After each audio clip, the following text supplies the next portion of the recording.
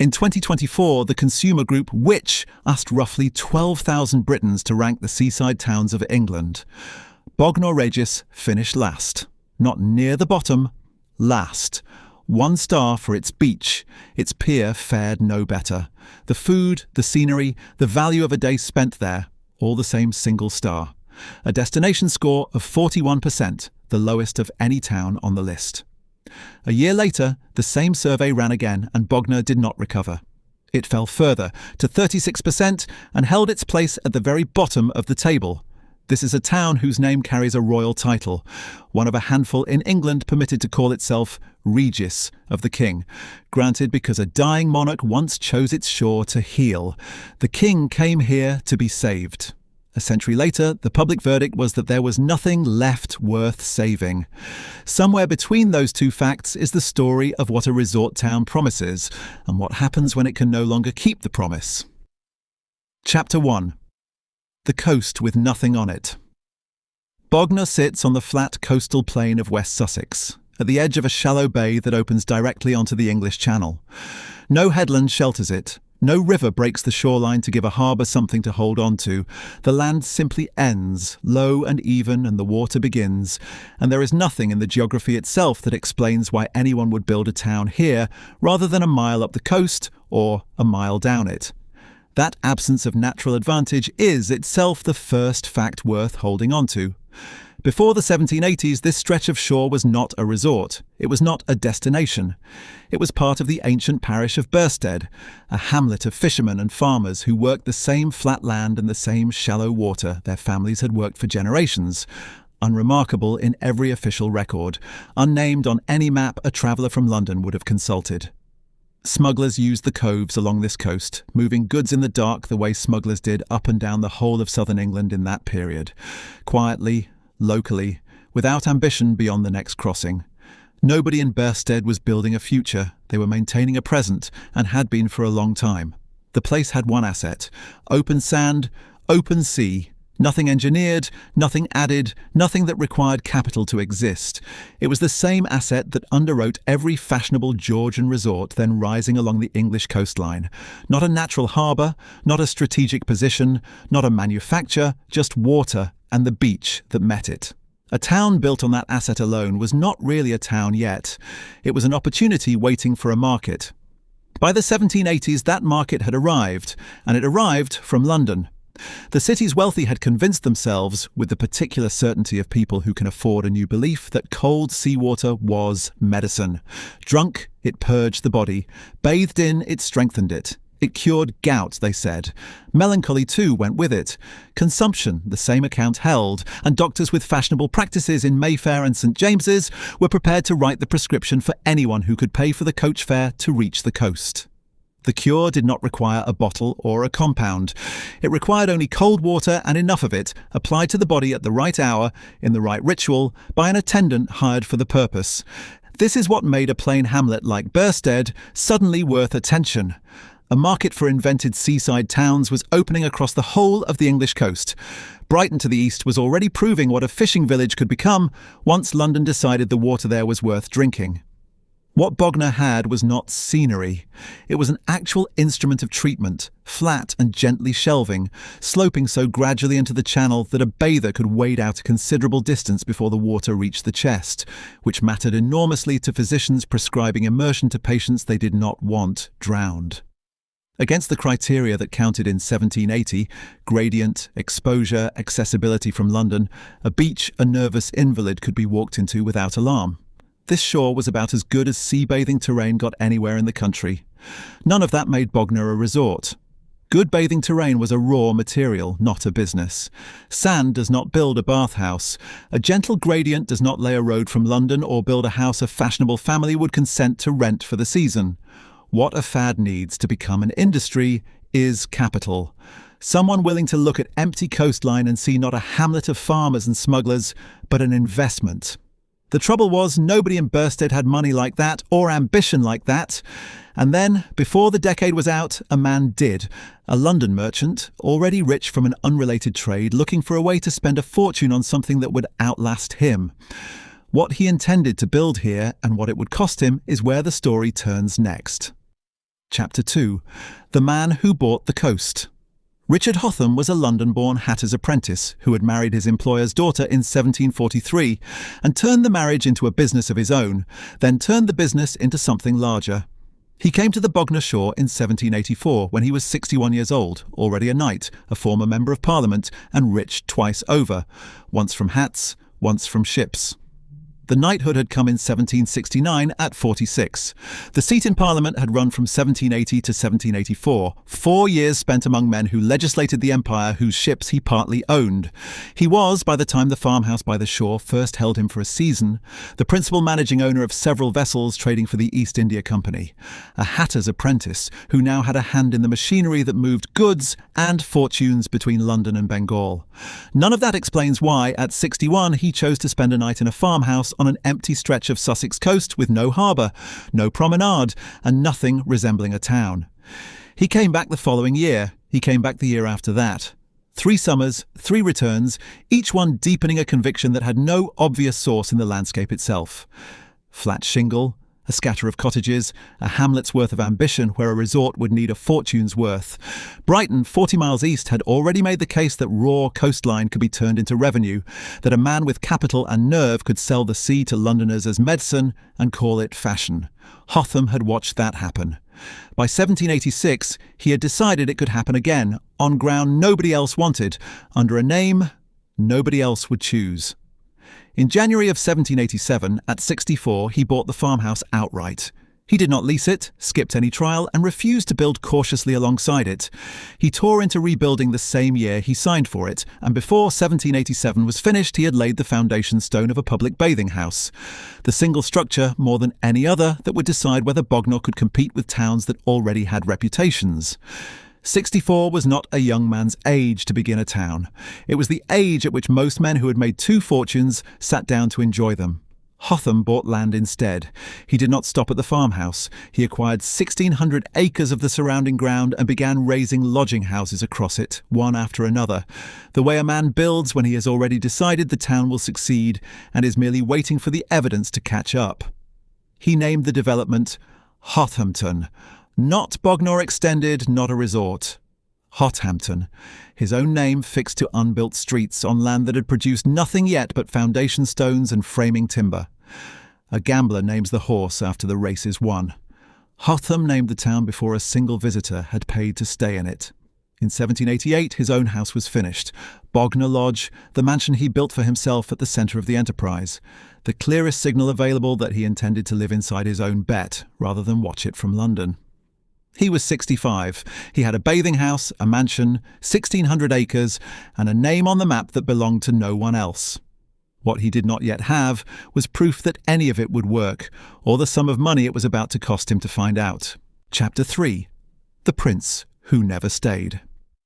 By 1797, 10 years into the enterprise, Sir Richard Hotham had spent roughly £160,000 of his own money on the town that bore his name.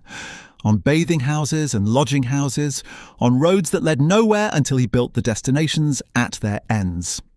Newspaper advertisements followed, addressed to a London society he was trying to relocate one summer at a time. And beneath all of it sat the sheer unglamorous mechanics of turning sand into a resort. £160,000 was not the price of a house or a fleet. It was the price of a conviction, paid in instalments by a man who had already made 2 fortunes and was prepared to spend a third proving a point nobody had asked him to prove. He did not build carefully. He built as though the money were inexhaustible, because for a hatter's apprentice who had married well and traded with Bengal, for a while it nearly was. The sum kept climbing through the 1790s the way such sums do. Not in one reckless outlay, but in a decade of ordinary decisions, each one small enough to justify. The bet stayed unresolved. The strategy underneath the spending was simple, and it was not his invention. Brighton had shown the mechanism 40 miles up the coast. A resort became fashionable when royalty made it fashionable, when the Prince of Wales chose one stretch of shingle over every other and the aristocracy followed because the aristocracy always followed. A resort with a prince was a destination. A resort without one was a rumour. A resort that had spent a fortune building bathing houses and lodging streets and still lacked a prince was simply an expensive rumour, and Hotham understood the difference well enough to spend a decade trying to close it. Every foundation stone he laid pointed at one outcome, as did every acre he developed, and each pound of the 160,000 he spent chasing it. In 1796 it looked, briefly, as though he had. The Prince of Wales visited Hotham's own dome house that year, walked the ground the old man had spent 9 years and most of his fortune preparing, and for however many hours the visit lasted, Hothampton was, for that one afternoon, a place a prince came to. It did not repeat. The prince did not adopt Bognor the way he had adopted Brighton. He did not return the following season, nor lend the town the sustained royal attention that had turned a rival stretch of coast into the most fashionable address in England. No other member of the royal family came in his place. One afternoon, it turned out, was the entire yield of 13 years and £160,000. Sir Richard Hotham died in March of 1799, 76 years old, his development still unfinished around him, streets half laid, lodging houses half let, a bathing house built for a clientele that had never fully arrived. He died, by report, disappointed. Not ruined, not humiliated, simply a man who had staked a very large fortune on a very specific outcome and watched the outcome fail to materialise. There was no scandal in it, no collapse. Creditors did not come to the door. There was only an old man's death in an unfinished town, recorded without the vindication he had spent a decade trying to earn. The measured facts of it are these: his age, his month, the state of the streets he left behind. The town outlived him and did very little with the time. For the next 50 years, Bognor sat where he had left it, a minor resort in Brighton's permanent shadow, neither failing outright nor succeeding, drawing enough visitors to survive and never enough to matter. Its streets never quite finished, its ambitions never quite abandoned. By 1851, its population had barely reached 1,900 people, a number that 67 years after Hotham first slept in a farmhouse by an empty shore would have told him plainly what his £160,000 had bought. The stall would not last forever. Something was coming up the country that had already remade other towns overnight, and it was still years away from Bognor's door. Chapter 4. The line that Hotham never had. The railway reached Bognor on June 1st, 1864, in the plainest way railways ever reached anywhere. A short branch line laid off the main Chichester to Worthing route, ending at a terminus with the town's name on the board. No ceremony survives worth recording. No duke cut a ribbon, no royal carriage sat waiting on the platform. It arrived the way freight arrived, on a timetable, because a company somewhere had done the arithmetic and found Bognor worth the rails. 77 years after Hotham first slept in a farmhouse by an empty shore, the thing that was going to change everything turned out to be a schedule. Hotham had needed a prince. The railway needed neither prince nor patron nor a single aristocratic name attached to a single aristocratic season. It did not require royal favour to fill its carriages or a duke's approval to run on time. It did not care who got off at the other end so long as someone did, and someone always did. A journey from London that had taken most of a day by coach, changing horses, breaking at inns, arriving stiff and late, now took a few hours by train, start to finish, one ticket, one seat. Hotham had spent a fortune trying to summon a court to a farmhouse. The railway simply moved the crowd, and the crowd came anyway without being summoned by anyone at all. Picture the platform on a warm Saturday not long after the line opened. A door bangs, then another, then a dozen more in quick succession, and the people who step down are not courtiers and not invited guests, but clerks, tradesmen, families, the ordinary mass of a city that had never before had a few spare hours to spend on a beach. They walked toward a shoreline Hotham built for people who never came. Now people came who had never heard his name. The town answered fast. On May 4th, 1865, not even a year after the first train arrived, the Bognor Promenade Company opened a pier, driven out over the channel on iron legs, built for exactly this new traffic and no other. An esplanade went up along the seafront the same year, a proper walk laid down where Hotham's unfinished streets had simply stopped at sand. Where the farmhouse and the Crescent had waited 50 years for company, the pier waited months. It did not need to wait longer. The audience was already stepping off the train. The pier grew with its audience and grew for decades past this one. Its shore end, modest at first, was later widened out to 80 feet, broad enough to carry a building programme. Hotham's Bognor could not have imagined standing at the water's edge. A theatre seating 1,400, the town's first cinema, a restaurant set up in a roof garden above the waves, 12 shops in a row selling to a crowd that never stopped disembarking. 4 additions, 4 different appetites, one structure built to feed all of them at once. Hotham had built a bathhouse for a season he hoped would last. The town, 4 generations later, was building entertainment for an audience that no longer needed convincing. None of it happened because anyone planned it that way in 1787. It happened because a rail company drew a line on a map in 1864, and a promenade company drew a pier on the water the year after, and the 2 decisions together did more for Bognor in 18 months than Hotham's £160,000 had managed in half a century. The town had a station now, and a pier, and a seafront with somewhere to walk. What it did not yet have was anywhere for its new visitors to sleep, and that shortage was about to become the next fortune anyone in Bognor would try to make. Chapter 5. 13 Doctors. The station and the pier had done their work. Guest houses climbed the streets behind the seafront through the 1870s and 80s, one terrace answering another, until the shoreline was no longer a shoreline so much as a wall of frontages competing for the same view. Villas followed the guest houses, built for families who wanted a season's lease rather than a week's board. Every train that arrived left behind visitors who needed a bed. Every visitor who needed a bed created a landlord. Every landlord who prospered built another house. And by the 1890s, Bognor had converted itself, street by street, into an economy with a single purpose. By the turn of the century, a stranger stepping off the train could barely see the shingle for the eaves. It sold rooms with a view of the sea, and it sold nothing else that mattered. Through the reign of Edward VII, the pattern held and thickened. Hotels replaced some of the older guest houses, larger buildings with dining rooms and porters and rates set for a wealthier class of visitor. But the trade underneath stayed the same. Rooms, meals, a walk on the front, a train home.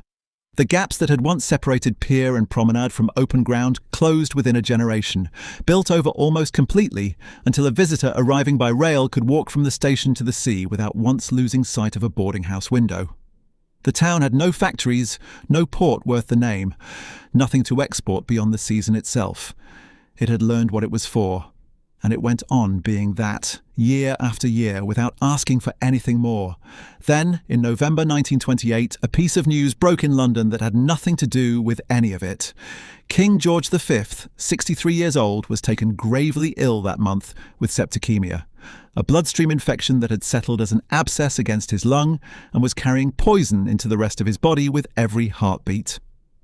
Buckingham Palace issued bulletins in the flat, procedural language reserved for a monarch, but the language could not disguise what the numbers meant. His physician, Lord Dawson, drained the abscess himself, drawing 16 ounces of pus from the king's chest with a needle, working by hand at the bedside rather than waiting on an operating theatre. 16 ounces is close to a pint, taken from a body already fighting an infection that the bloodstream was carrying everywhere at once. It was not a treatment, it was a delay bought in fluid ounces while larger decisions were made. A thoracic surgeon, Sir Hugh Rigby, operated soon afterward, resecting 2 of the king's ribs to reach the abscess directly and clear the infection at its source, a procedure with no guarantee attached to it beyond the certainty that the alternative was worse. 13 doctors were attached to the case before the affair had run its course, a number the newspapers printed and the public repeated, as though the size of the medical team were itself a bulletin. Some managed the surgery, some the nursing. Others did nothing but watch a heart under strain and stay close enough to report if it weakened further. The king did not leave his bed. The bulletins did not stop. For weeks, the nation was told only that the king's condition remained grave, and that recovery, if it came, was not yet assured. Crowds gathered outside the palace gates to read each new bulletin as it was posted, then dispersed without an answer, because there was no answer yet to give them. Editions were rushed to print through the night whenever a new bulletin came, then rushed again when nothing in it had changed. Doctors who had spent careers treating princes and diplomats now managed a case without precedent in living memory. A reigning king kept alive by drainage, by surgery, and by the accumulated caution of 13 physicians who would not commit to a prognosis. The palace continued issuing its bulletins into December, each one as guarded as the last. Whether the king would recover and what shape that recovery might take, no one in London was yet prepared to say. Chapter 6. The name. No money could buy. By the second week of February, the palace bulletins have started to change in kind. if not yet in confidence. The septicemia has receded. The wound Rigby cut to drain it is closing slowly, the way wounds close on a 63-year-old body that has spent 3 months fighting infection instead of healing from it. What the king needs next, his doctors agree, is not another procedure. It is air, stillness, and distance from London, none of which Buckingham Palace can supply. On February 9th, 1929, George V is moved south to a house on the edge of a town his own family has visited exactly once in the preceding 130 years. The house is Craigwile in Aldwick, a mile or so along the coast from Bognor's Pier. Its use is offered by Sir Arthur de Crowe, a tire industrialist with money enough to lend a monarch his residence and no apparent expectation of anything beyond gratitude in return. There is no courtship in it, no campaign, nothing built across a decade in the hope that royalty might one day take notice. Ducros has a house near the sea and a king who needs one. The arrangement is settled in the time it takes to make the offer. It is worth setting beside what came before. Hotham spent £160,000 and a working lifetime constructing a resort a prince might want to visit, and got a single afternoon in 1796 that never repeated. No sequel, no second guest. Ducros spends nothing but the loan of a house he already owns, asks for nothing, and gets 3 months of the reigning monarch of the British Empire recuperating within sight of the water Hotham once tried to sell to royalty by design. Not petition, not architecture, no expense at all, only an accident of geography and a doctor's prescription arriving where 50 years of effort could not. The king remains at Craigwile through the winter's end and into spring, the bulletins thinning as the recovery holds. He walks a little further along the grounds each week that the weather allows it. By May, the wound has closed, the infection is gone, and the household begins the business of returning to London. On May 15th, 1929, George V leaves Craigwile House recovered more than 3 months after he arrived on a stretcher. The town council does not let the moment pass. That July, with the king home and the country's newspapers still recounting the recovery in reverent detail, the council petitions for a small addition to the town's name, the Latin suffix Regis of the king. The petition is granted. Bognor becomes Bognor Regis and keeps the name for good and honour no amount of assembly rooms or Stein construction ever purchased for it, settled instead by a tyre manufacturer's spare house and 13 doctors who happen to succeed. The story that follows the recovery is better known than the recovery itself. Some years later, so the account goes, an aide or a courtier asked the king whether he might care to visit Bognor again. He is said to have answered with 2 words, unprintable in most of the papers that later repeated them: "Bugger Bognor." His biographer, Kenneth Rose, doubted it was ever said at all, suspecting it invented after the fact and attached to a dying king, because it was better than anything he was recorded saying. True or not, it outlives every bulletin the palace issued that winter, and the town keeps the name regardless. What Bognor Regis does with that name in the years immediately afterward is a separate question entirely, and not one answered by a royal petition. The town has a name now, it does not yet have a reason for the rest of England to remember it. Chapter 7, The Resort That Saved a King. Bognor Regis has its name. What the town does with it is turn it into a sentence and repeat that sentence for 30 years. Guesthouse owners take the phrase from the newspapers of 1929 and put it on their own notepaper, the resort a king chose when his life was in question. The claim requires no embellishment, no updating. New evidence was never needed. It is printed on postcards, in advertisements across the London press, and stencilled onto the boards outside boarding houses that have not changed a room since Victoria's reign. The illness that nearly killed George V becomes, in Bognor's hands, a permanent credential. Other seaside towns advertise sunshine, bathing machines, brass bands. Bognor Regis advertises a monarch's survival and keeps advertising it long after the king himself is dead. It is not the town's own doing that lets a wholly different attraction take root in the same years.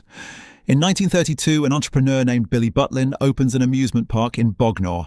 He adds a small zoo. Neither is grand, neither has any claim on royalty or convalescence, nor on the king's physician, the king's personal secretary, or any of the men who once ran a household of care around Craigwile House 3 miles up the coast.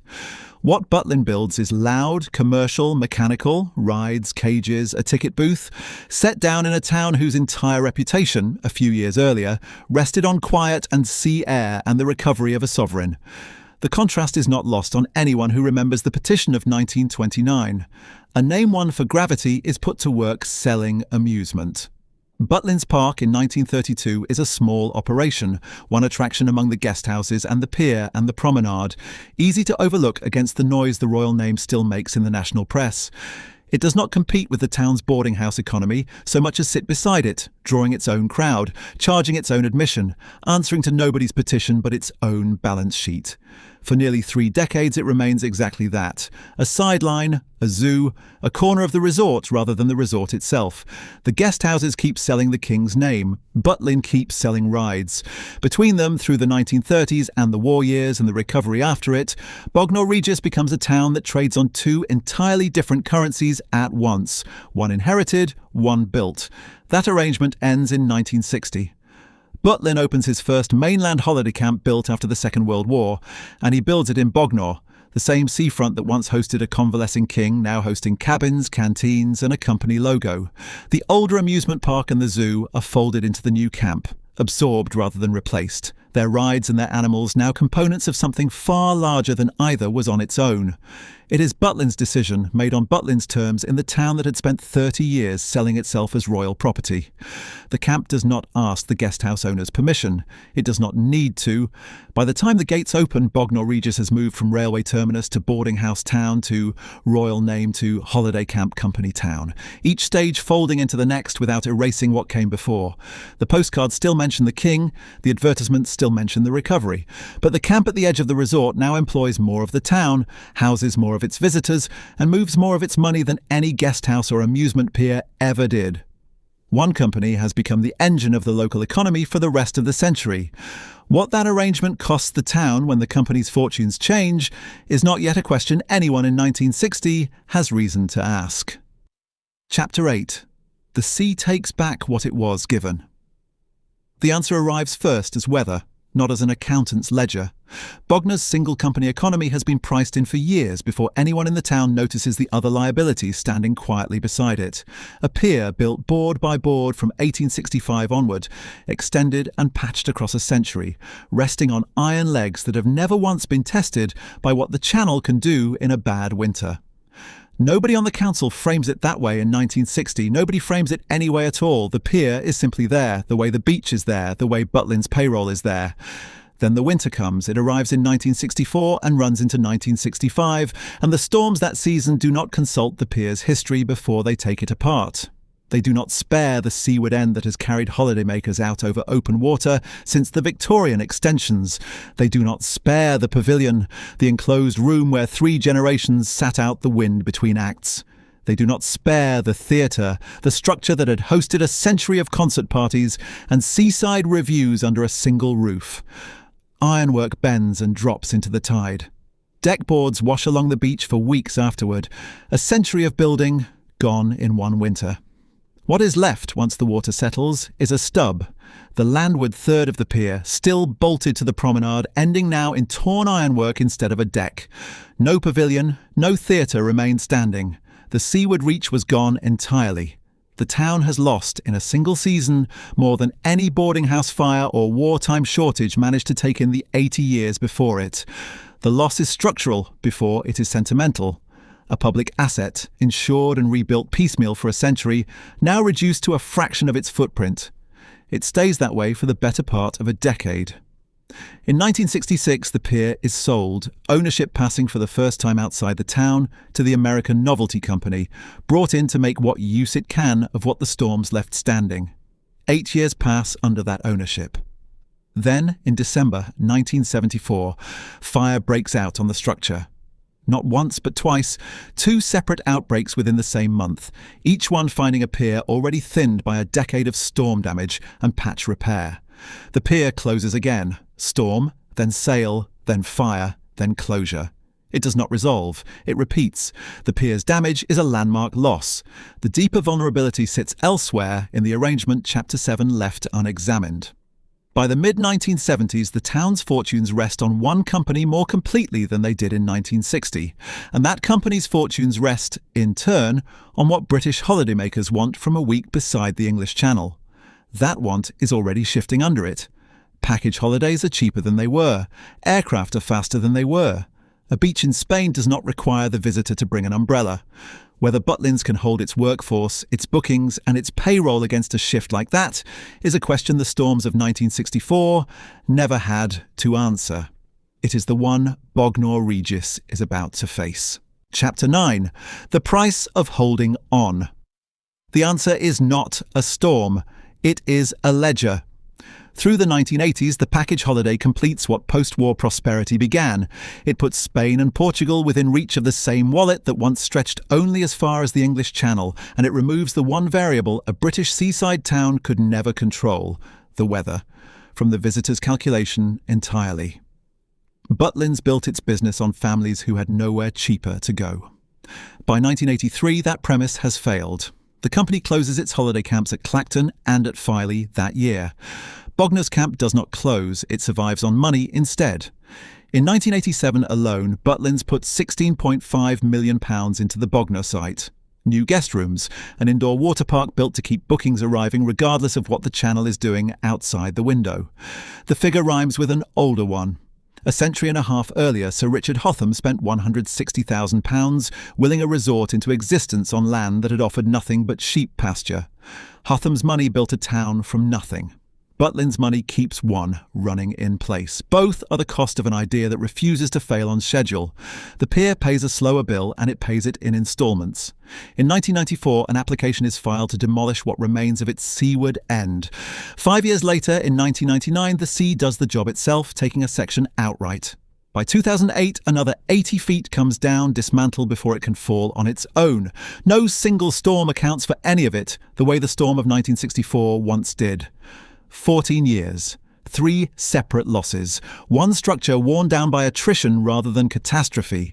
The seafront guest houses fare worse because no one spends £16.5 million to save them. Hotham's original economy, rooms let by the week to visitors who arrived by rail and stayed because there was nowhere faster to go, depends on the same captive audience that sustained Butlins. Cheap flights erode it from the other direction, quietly, guest house by guest house with no ribbon to cut and no board meeting to record the moment it happens. There is no date for it. There is only a lower count of beds filled season after season until the trade that once justified the pier's existence is a fraction of what it was when George V came to convalesce. Butlins, the pier, and the guest houses are 3 separate structures failing by one shared cause. Each depended on a visitor for whom Bognor Regis was the affordable version of a week away from home. Cheap flights removed the word affordable from that sentence, and they removed captive along with it. Money can be poured against the first of those losses, as Butlins proves in 1987. It cannot be poured against the second. What accumulates by the century's end is not ruin. It is inventory. Buildings still standing, businesses still trading, numbers still waiting to be added up. That count comes next. Chapter 10. What is left standing? Butlins is still there. That fact alone separates it from nearly everything else built in Bognor Regis during its boom years, and the resort did not survive by standing still. In 1998, it absorbed £45 million of new investment. The Shoreline Hotel followed in 2005 at a cost of £10 million. Then, in 2012, came the Wave Hotel, roughly £22.5 million more. 3 decades, 3 capital injections, 1 holiday camp that refused to become a ruin. The spending worked, in the only sense of business measures. By 2011, the resort was drawing some 385,000 visitors a year, and the large majority of them were not passing through for an afternoon. They were staying overnight, paying for rooms, eating on site, spending inside the gates rather than along the seafront outside them. Butlins had not merely outlasted the collapse of the package holiday trade, it had built a self-contained economy that no longer needed the town around it to succeed. Craigwell House did not get the same ending. The mansion that gave Bognor Regis its royal suffix, the house where a king convalesced through the winter of 1928 into 1929, the reason a market town on the Sussex coast now carries the word Regis in its name, was never resold after his departure. It caught fire. It stood empty for years afterward, windows dark, grounds untended, and by 1938 it was demolished outright. What survived the demolition crews was smaller than a single room, an organ salvaged from the wreckage and installed in a parish church, the only physical object left that can be traced back to the king's stay. The grounds themselves are a private housing estate today, called simply the Cregwell Estate. Driveways and back gardens laid over the lawn where a monarch once walked to recover his health. The building that named the town no longer exists. Add up what remains, and the total is a number. The population was 25,011. That is the figure the 2021 census recorded for Bognor Regis, and it is the blunt answer to 2.5 centuries of ambition. Hotham had wanted a resort city to rival Brighton. The Victorians who built the pier and laid out the parade were after a spa town of the first rank. Butlins had wanted, and for a time achieved, a holiday empire large enough to stand on its own. What the town became is 25,000 people whose economy still runs on the same seaside trade it ran on 150 years earlier. Not a resort city, not a ruin, a town, still standing, still selling the one thing it has always sold. That has not stopped the spending. In the 2020s, the regeneration effort resumed for the third time in this account. A Premier Inn hotel is planned for the Regis Centre car park site. The esplanade is being rebuilt along its length from Lennox Street to Clarence Road. The Alexandra Theatre is undergoing its own renovation. Hotham spent £160,000 chasing a royal bet the Crown never honoured. Butlins put tens of millions across 3 decades into keeping a holiday camp solvent.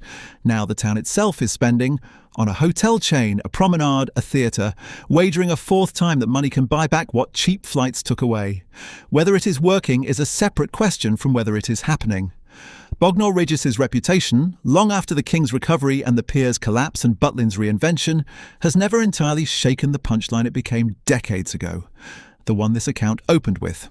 A survey exists that measured exactly how far that reputation has fallen, and where the town lands against every other resort on the English coast ranked the same way.